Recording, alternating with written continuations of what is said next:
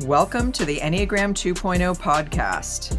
I'm Beatrice Chestnut. And I'm Uranio Paes. And today we are doing the second half of our two-part podcast on answering your questions. So we're just taking some questions from our listeners and speaking to each of them one by one. Are you ready? I am. I like these, and I think we need to do more of those if we can hear from more people. I think it's good for us to really speak to what people really want to know most about the Enneagram, and there are a lot of questions out there that are really good ones. Yeah, and again, we got so many of those good questions. I'm very thankful to our listeners, and we decided not to answer a few of them because they inspired us to do full podcast episodes in the future. Yes, so if we don't answer your question, it means that we are planning a whole podcast. We're going to devote a whole podcast to that question in particular because it was such a good one. And in few cases, we might not have answered some question because it also triggered some theory discussions between the two of us, and we are working on those to come up with the very best answer. Okay, so the first question that I thought we could answer, and it is kind of a complicated one, but I think one that a lot of people may want to hear about.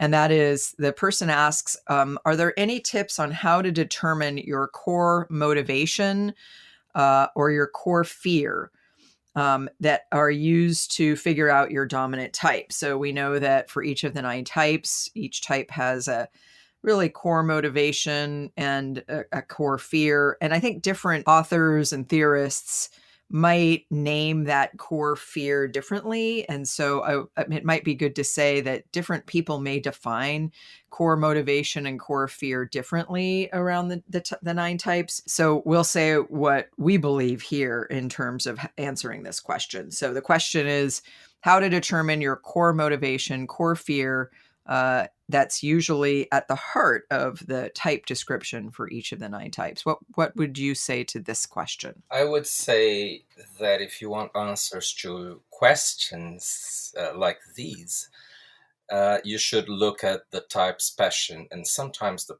type's fixation, and period. So my impression is that while I also like this kind of description when it's well done, it's not always that it's well done. When it's serious and the Enneagram teacher practitioner offering the answers knows what they're talking about, then it's nice, it's good. But don't trust all that you see, right? And I like those. But while I like those, I think that at times we go too far away from what's really central to understand type.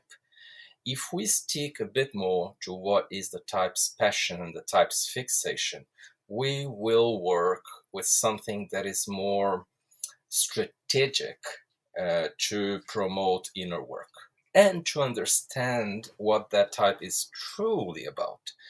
And when it comes to the biggest fear, I believe that the 9 passions hold the answer to that. And we had an episode that we explained the 9 passions or emotional vices. So just to give you an example, sometimes people say that the biggest fear of type 8 is weakness or vulnerability. And fine, I like this answer, but I think there is a better way to explain what is type 8's fear, and that is to be small. And this is because of lust being the passion, meaning excess and being larger than life.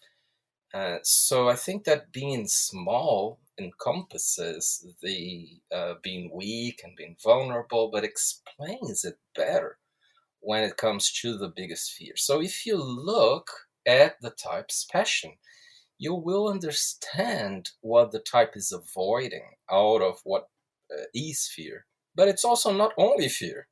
It's also resistance. There are other things to talk about it. So my fear is that when we go to this kind of classification, that we don't necessarily talk about the main thing that is happening there.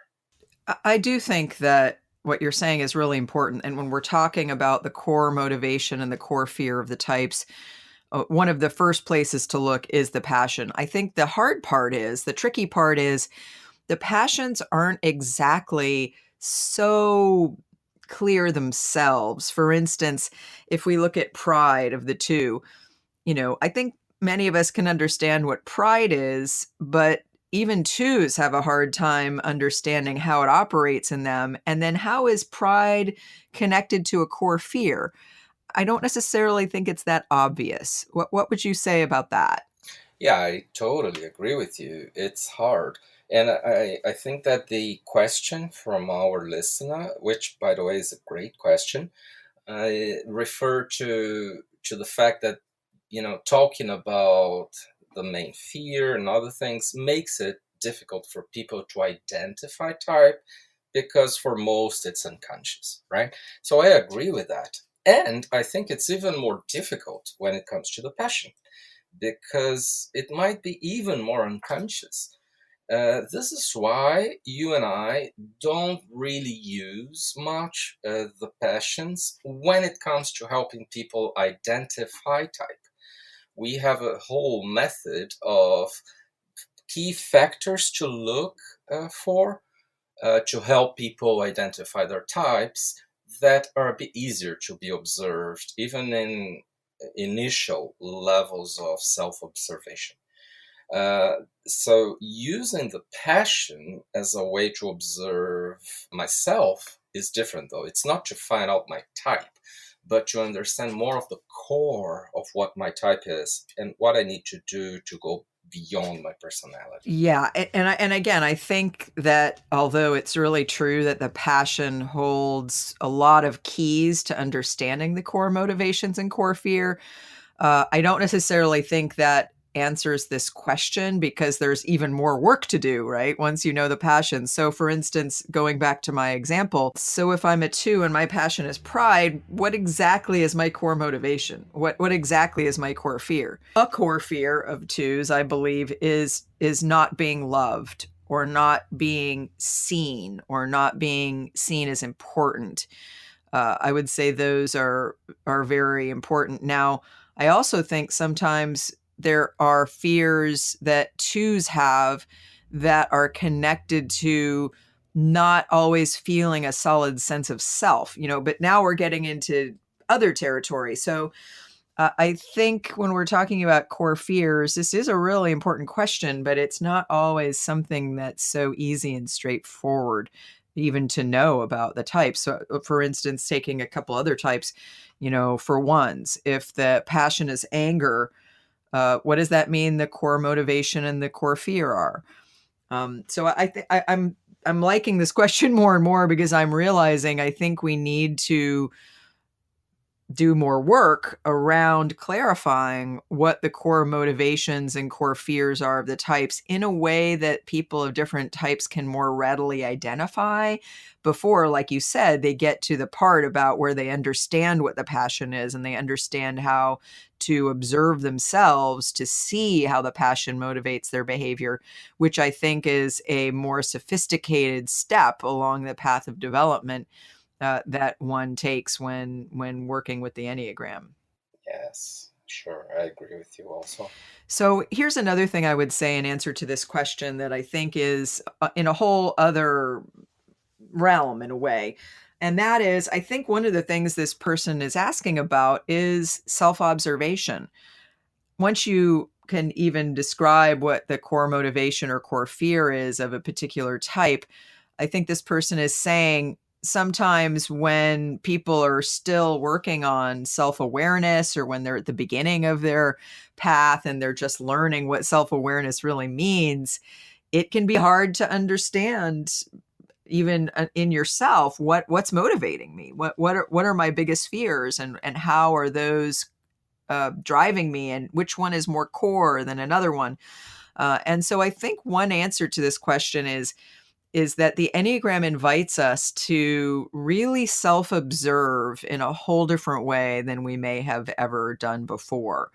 It means becoming very mindful, and as Gurdjieff talked about, practicing self-remembering, which is a very, very uh, specific, detailed way of observing yourself. It's like mindfulness, but mindfulness all the time, and mindfulness watching yourself. What am I paying attention to now? When I wake up in the morning, what am I thinking about now? What am I focusing on as I think about my day, or as I wake up from sleep? When I go into a new situation, what do I pay attention to? I think, a lot about noticing what you focus your attention on, because that's often the clue to what motivates you the most or what you fear most.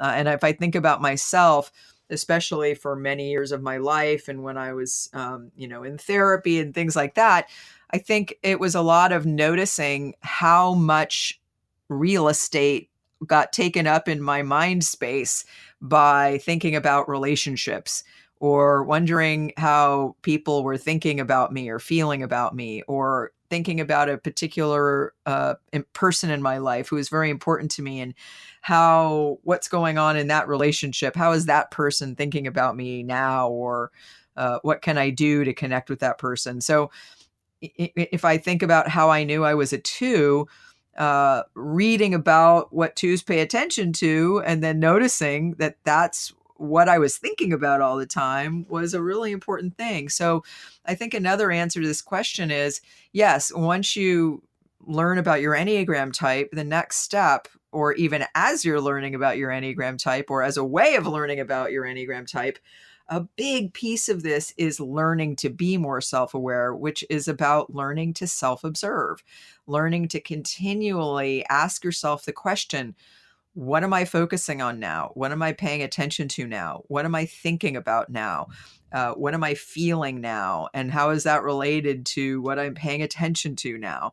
It's a lot of that kind of work that helps us understand, oh, here I am again thinking about this thing, like threes, thinking about their to-do list, or focusing on tasks, or thinking about their goals, and thinking a lot about how am I going to reach that goal today, or this week, or this month, or this year.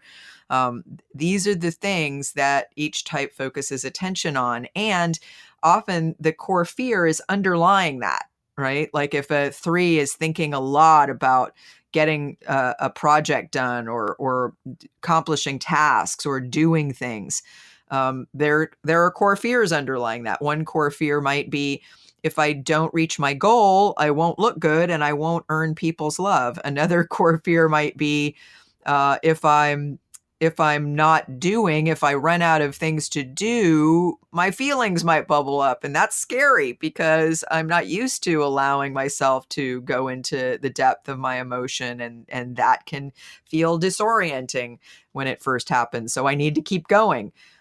So I think there's a lot to be said about this. And these may be things we want to do another podcast on, is how can we begin to understand the core motivations and the core fears of all the types, knowing that passion is definitely one big category of understanding that we can find clues to these things in, but I think this person is really, can we spell this out a bit more to help guide people's self-awareness and self-observation? Yes, I agree with you. And let's do this other episodes sometime, maybe next year, 2021. And if people are listening to this and they're still finding out their type, I think these are good questions to ask themselves. What am I most afraid of? And can I continue to ask myself that question and notice if it's the same answer over time in some cases, or if it changes day to day? And I think there may be different levels of motivations and different levels of fear. And some motives and some fears are more core. They're more at the deep level. And like you said, I think the tricky thing about the Enneagram is often these are more unconscious. And so I think we can ask these questions and know that some of the times the answers will be about the patterns and habits that we're in that tend to be more conscious. But that with the Enneagram, we need to keep studying. We need to keep asking, because as we ask, we'll get to deeper and deeper levels. And you know what that's reminding me of? It's reminding me of one practice or one activity that is often done in personal growth workshops. And I'm thinking here, for instance, of the Diamond Heart work, where they use a method of inquiry. And one of the big methods they use of inquiry, and I think we've sometimes used this in our retreats and workshops, is the repeating question. And the idea is that you get you get with a partner, and one person asks you, and let's say you ask, like, what do you fear most? That might be a good repeating question. And if someone's sitting there in front of you, and maybe for 15, 20 minutes, that person continues to say thank you, and then asks the question again. The interesting thing about that inquiry method is you start at kind of the top level, usually, of what you're most conscious of. And as you continue to ask that question, it's as if the answers you give get deeper and deeper and deeper. And I think the answer to this question is a little bit like this. As we're seeking to be more aware of ourselves, which is what the Enneagram is all about, it's about continuing to ask yourself some of these questions and continuing to observe what your answers are. And you may want to write about that, or you may want to talk to someone you trust about that, or you may want to bring that into therapy. But I think that the whole point is to continue asking these questions and continue to study yourself, almost like you would study a topic outside yourself, to really know that you have layers to you, and that there are going to be conscious layers and less conscious layers. And when you're really working with your Enneagram type, you're really seeking to understand deeper and deeper levels of you. Let's do a short break. Bea and Uranio teach in-person inner work retreats and professional workshops all over the world. They happen twice a year in California, London, Shanghai, Sao Paulo, and Cairo, and sometimes in other countries and US locations too. Hundreds of students from all places and levels of knowledge have joined these courses. You can see the full Chestnut Paes Enneagram Academy calendar of events at www.cpenneagram.com. Become a member now at Chestnut Paes Online for a lot more Enneagram content from Bea and Uranio. Sign up for the annual plan and get access to hundreds of audio files, videos, monthly online classes, articles, and even full online Enneagram workshops. It's a great value. Visit www.cpenneagram.com. So let's move on to another question. I think that was a good one, and a very gave us a rich opportunity to talk about self-observation and core motives and fears. Here's more of a type-based question.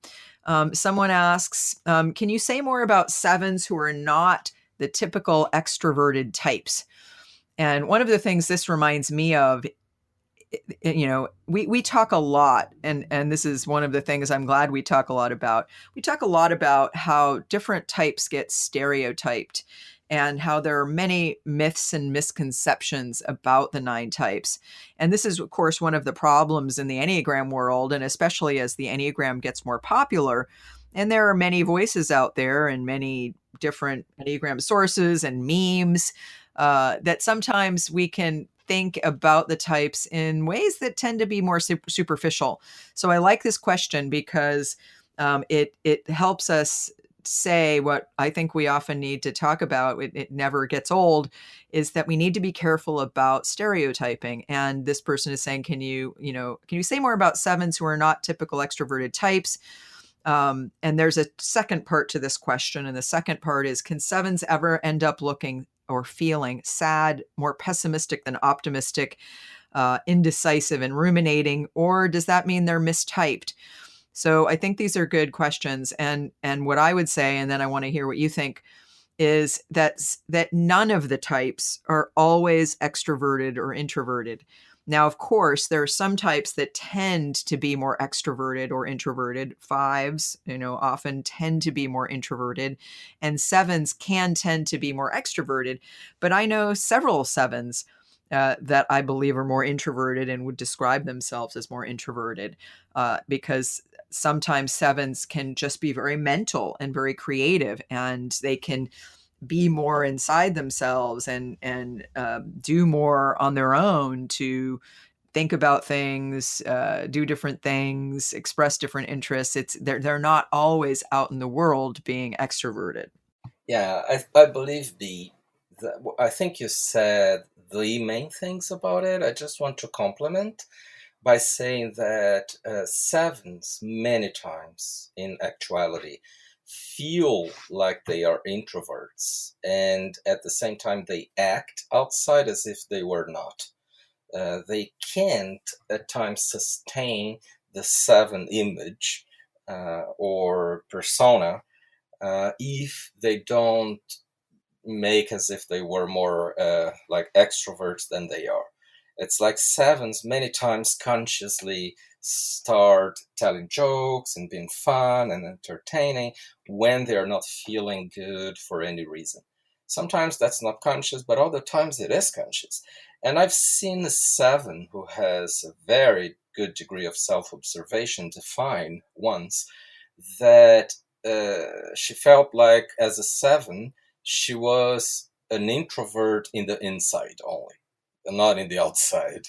So I think that explains a bit what that is. And it's fun for me to see how many seven kids are very much introverts. It's that thing that at times we show one of our arrows and maybe even more the arrow against during childhood, which is 5 for sevens. And like my son used to be very much like an introvert in the beginning, and now he doesn't look like that in the outside. Although, if you really see his life, he spends a lot of time alone and with himself and thinks a lot and with himself. And then you also said like fives tend to be mostly introverts, and that is true. That's my experience with fives. However, as a five, when I do Myers-Briggs assessment, I come up as an E, not an I, meaning extrovert and not introvert. So it's tricky. And it's better if we don't go to this kind of appraisal when it comes to type. And also because if we don't consider instinct and subtypes, we will get it wrong. My experience also is that there is a bigger tendency for people to be introverts when self-preservation instinct is high.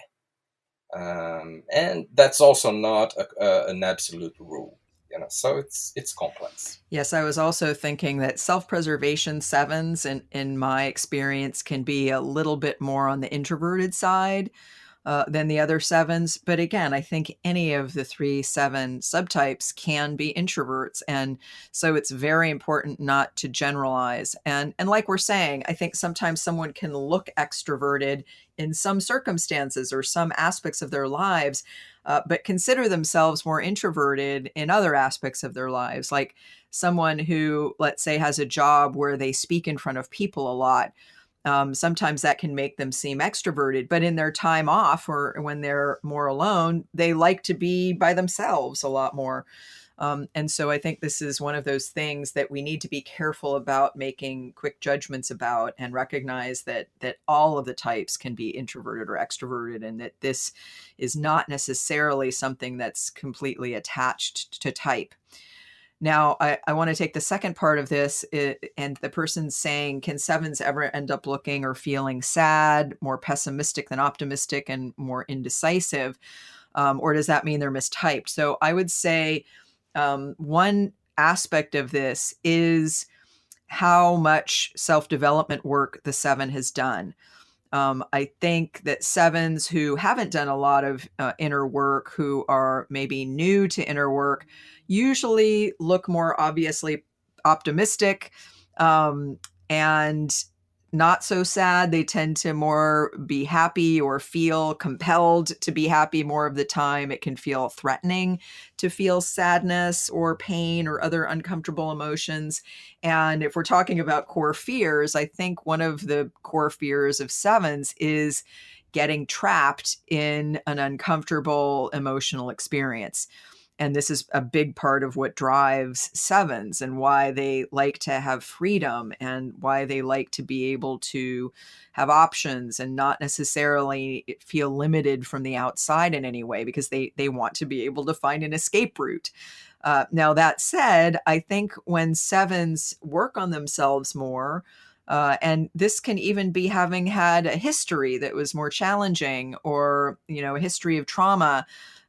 Sometimes sevens have dealt with that, who have really taken the invitation from life to deal with more of their difficult experiences, have a lot of access to sadness and can be more pessimistic. And certainly, as you often point out, the fear of being trapped in something unpleasant can make sevens quite pessimistic. It's the idea that things are going to be bad if I allow myself to feel whatever I feel in the moment. So I need to keep moving. I need to move on. I need to think about the next interesting thing and keep up a fast pace. But certainly, I think sevens, like all of us, and this is very important, like all of us, have sadness. They have pain. They've had difficult experiences in their lives. I think this is just part of being human. And I think when sevens really work on understanding their personality and moving beyond the personality identifications or the ways they get caught up in their habitual ways of being, they often get in touch with sadness and pain and difficult feelings underneath the surface level. And we've met a lot of sevens that are doing really deep, important inner work that are this way and that express a lot of emotion. And so it's important to recognize that that doesn't mean they're mistyped. It can mean they're just doing their inner work. Yeah, I really appreciate your answer to this, B. And I would just add a minor aspect to what you've already said. And that is that many times sevens, even when they haven't yet developed in consciousness, they do suffer also. It's just that they do their best to keep it short, and so that people don't see them suffering. So they are known for not going out when they're sad and crying, inside their rooms when alone, but hoping that the next day they will be okay already. So it's not exactly that they don't suffer, even when they haven't done inner work. Yes, that's really important. I'm glad you added that. So the next question I think would be good to address, also a type-based question. Can you say something about twos showing up with significant anxiety or fear? And this person says fear of others. And I do think this is a good question. And when I do typing interviews, one of the basic questions I ask everyone to answer to see what they say as a way of helping them find their type. I always ask about fear, and I start by asking a very open-ended question, which is, what's been your experience of fear in your life?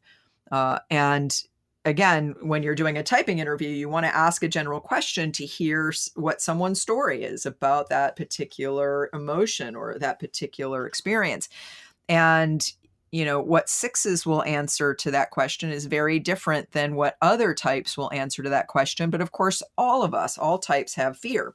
All types can experience anxiety, but it looks different depending on what type you are. I often say that there are 9 kinds of depression, for example. I think there are 9 kinds of anxiety and fear. And what we often find is some twos will say, yes, I experience a significant amount of fear or anxiety in my life. And then I always ask, my next question is, and again, when I'm doing a typing interview, I don't know what type they are yet, but my next question, if someone says, yes, that's a big theme in my life, I do experience fear. The next question is, what does it tend to be about? So what is your fear or anxiety about? What are the themes? What causes it? And it's different depending on what type you are. And what I find is for heart types, and particularly twos, the fears will be more specific than, say, a six's fears.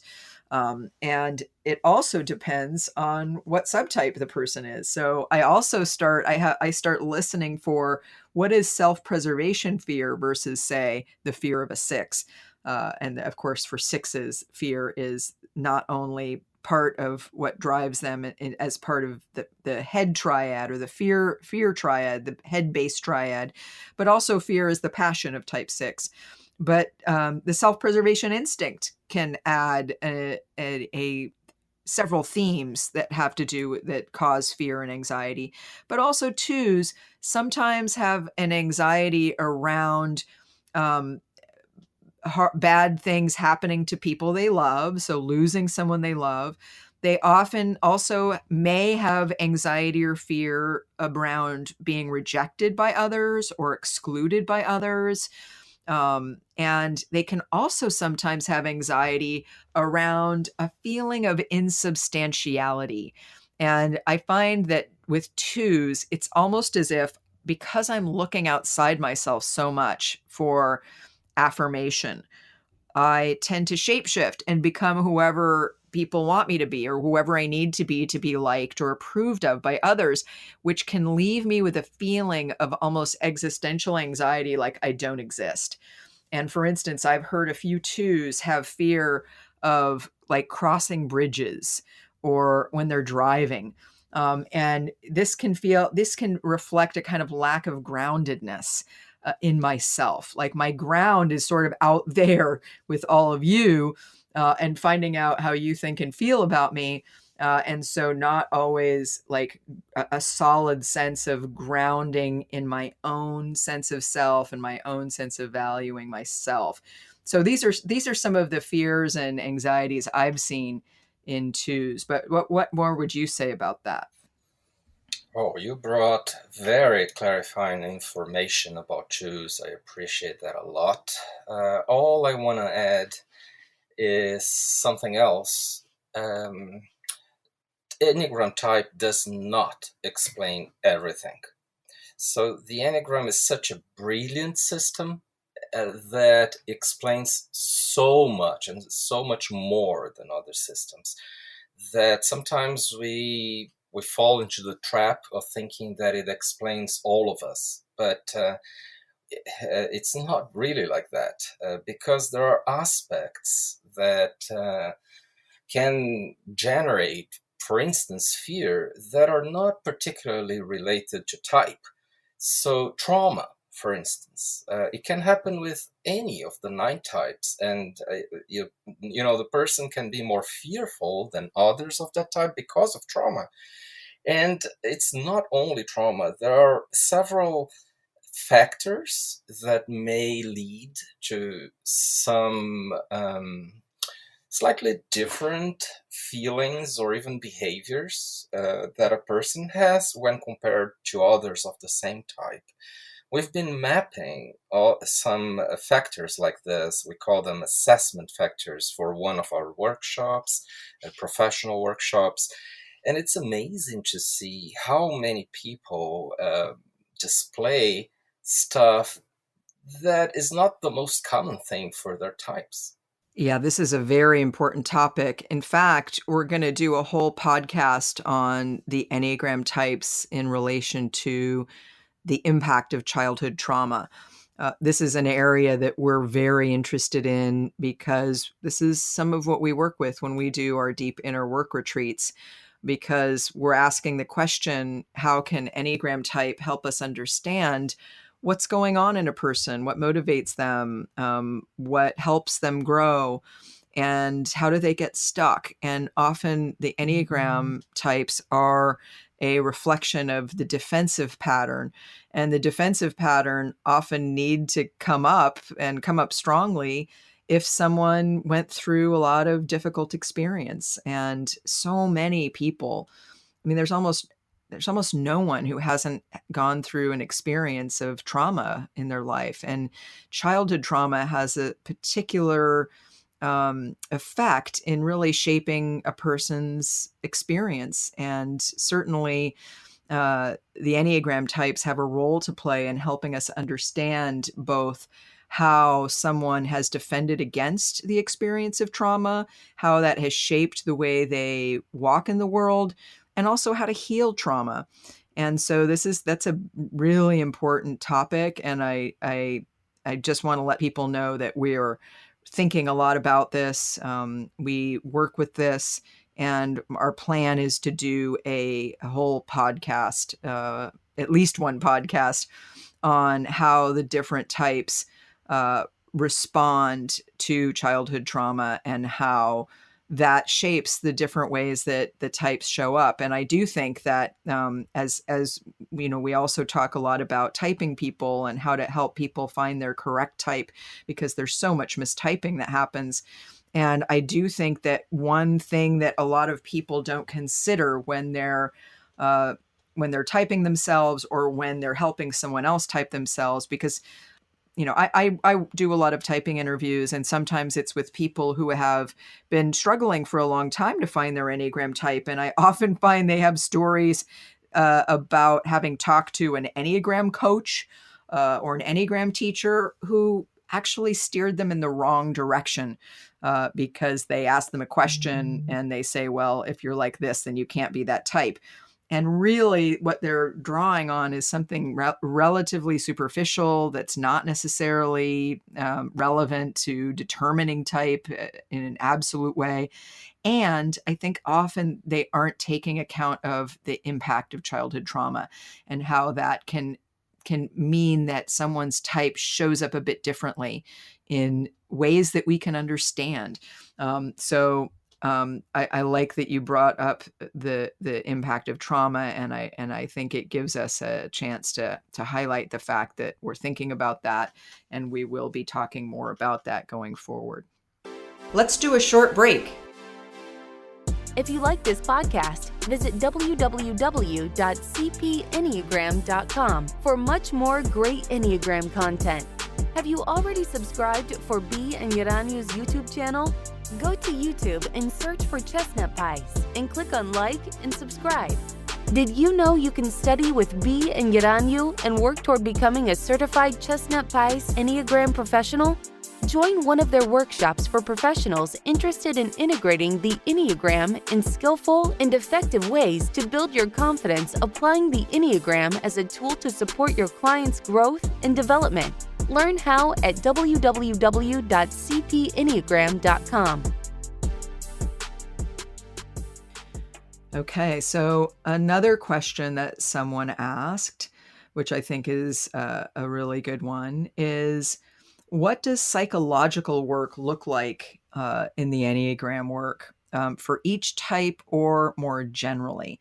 And they're referencing the fact that we recently did a spiritual bypass episode, but they're asking, like, if we focus more on the psychological dimensions, what kind of work is this? And we're thinking a lot about this, and this is probably most directly related to the work we're doing on creating and elaborating a model of levels of awareness according to the Enneagram. And we're building our model directly on the Enneagram symbol, because as we know, the Enneagram symbol is not only a typology of 9 types, but it's also a process model or a process map. It maps a process of movement, of transformation.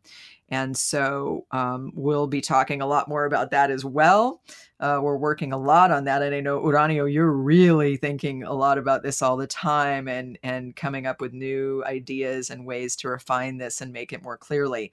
But what would you say about this? What does psychological work look like in the Enneagram model for each type, or more generally? What are some things we can say about that here? I want to start talking about it more generally. I want to say that one thing that I see is Enneagram people being quite interested in newer psychological approaches. And when I say newer, I'm talking about recent decades, right? So many people are interested in family constellations, which I love. Many are interested in some trauma healing work, like EMDR.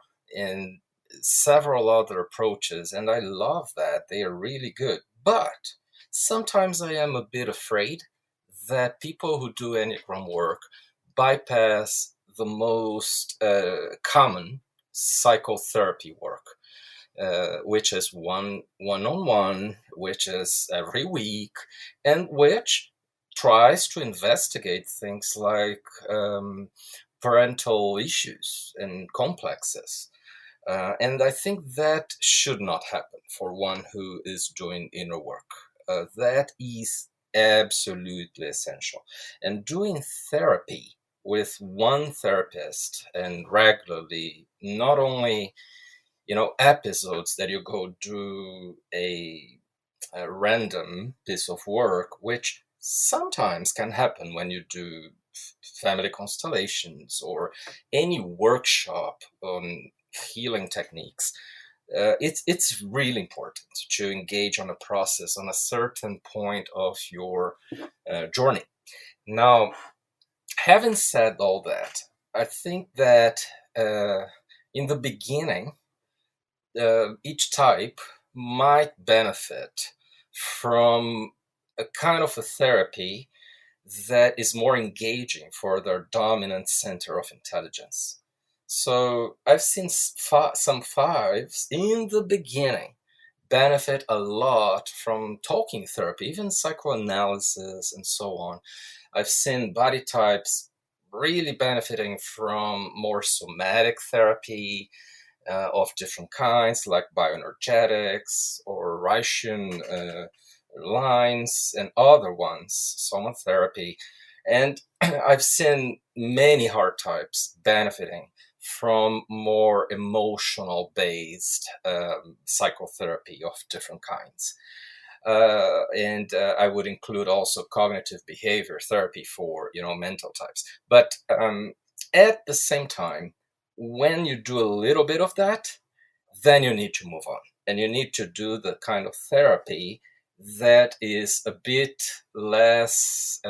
It's a bit more counter-instinctive for you, a bit more difficult. So fives will need to go do Gestalt, or body types will need to do talk therapy, or heart types will need to do body work, or even more mental kinds of therapy. And that is a smart move, so that you develop your blind spots and other areas and functions in your psyche. So there's no absolute formula here. And I really like some of the very early pieces of work by Ken Wilber, when he classified all different kinds of therapy according to levels of awareness. So I think there are good models out there that talk about what therapy to do and when. But what I'm definitely about is that everybody needs to keep an eye on when there is a need to change the technique, to move even from one therapist to another, to try out a new line of therapy, and to be able to challenge yourself more when the current approach is getting a bit comfortable for your ego. Yes, and I would add to that there are some basic things that we all need to work on psychologically in order to be more whole, in order to really know ourselves at a deeper level, in order to incorporate blind spots and things like that. And I would say, for one thing, we need to deal with our mother and father issues, with our family of origin issues.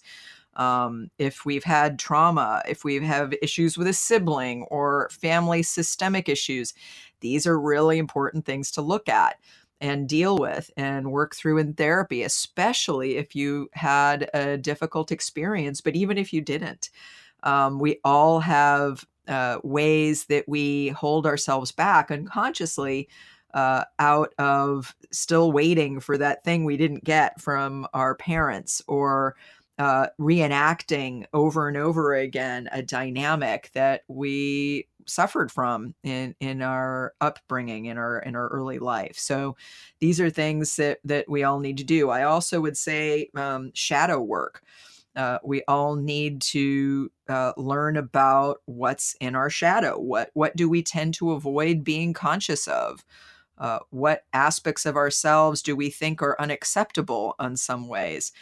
And certainly the Enneagram types give us a lot of information about what tends to remain unconscious, what tends to be blind spots, what tends to hide out in the shadow of each of the 9 types. And I think another category related to this would be emotional work. We need to be really understanding, how do we unconsciously avoid awareness of certain emotional experiences?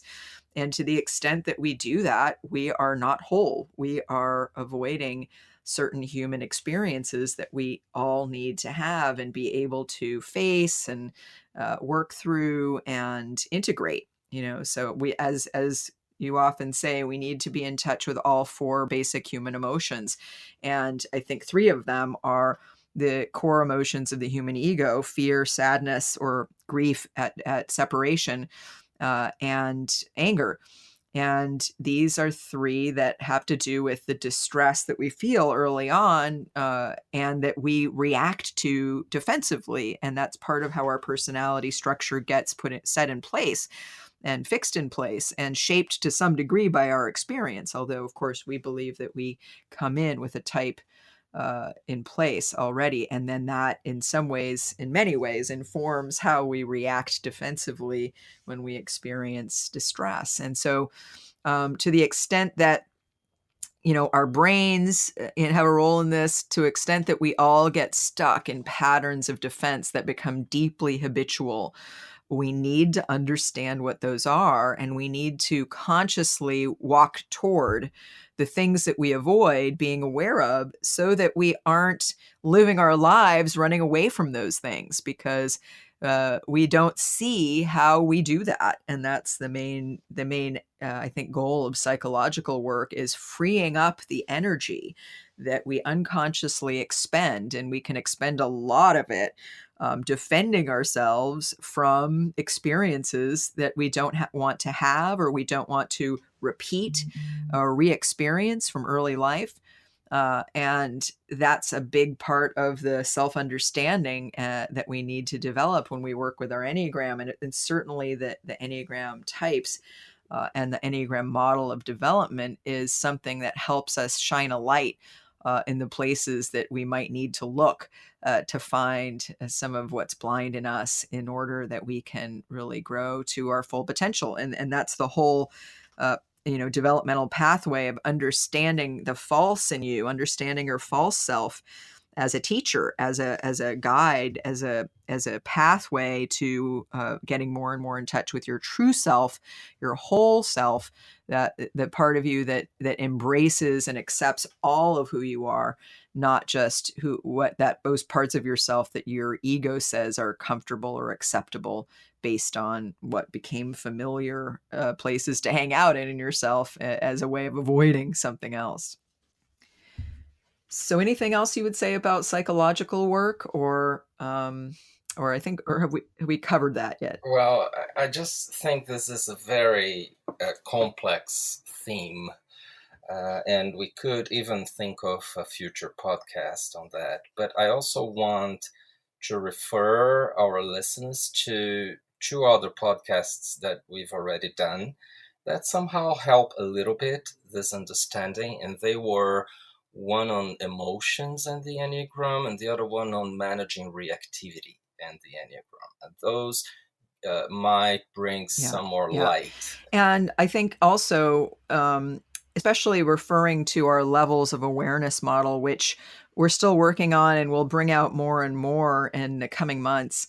There are, of course, also things to be done around subtype patterns and instincts, working with your dominant instinct, observing it, seeing it in action, sometimes after the fact, and learning to balance out the instincts, learning to give more attention and space and care and love to the repressed part of ourselves, the repressed instinct included, and learning to tone down some of the ways that our dominant instinct can drive the show, as well as arrow work, wing work. And again, the key being at different points in the developmental path, different kinds of psychological work will be important. And it's important to do things in order and to not try to do something that's beyond where you are and is going to just be too challenging, or it's just not speaking to what you need most in the moment. So another aspect of our levels model will very much be the timing of what do you do when. And again, I think people will find this of value, because it will be not only what's the work you need to do generally as a person, as a human, what's the work you need to do based on your specific type and your specific subtype and your specific instinctual sequence, but also what's the timing of this? If you're relatively new to inner work, what do you need to do first, and what do you need to do next? And after you've done that, then what comes? And so I think people will find that of a lot of value. And this is a good question, because it's given us a chance to talk a little bit more about our levels of awareness model that we haven't yet done a podcast on, but that we will be doing sometime in the near future. Yeah, and you mentioned instinctual sequence. I just want to say that we got some very good questions about that, and we decided that sometime in the future we'll do a whole episode on that. Yes, exactly. So I think that's probably a good place to stop for now. We want to thank you for your questions. We want to thank you for listening. You're what really makes doing this podcast worthwhile. So I hope you'll continue to pose questions to us. We have a Facebook group, CP Enneagram Academy. You can always email us and let us know what you're thinking about and what you want to know more about. Certainly, you can give us a review to let us know how we're doing in terms of what you think of the podcast. But I think that does it for our questions for this podcast. So again, we want to thank you for listening. And we want to invite you to join us again for our Enneagram 2.0 podcast, where we talk about all things Enneagram.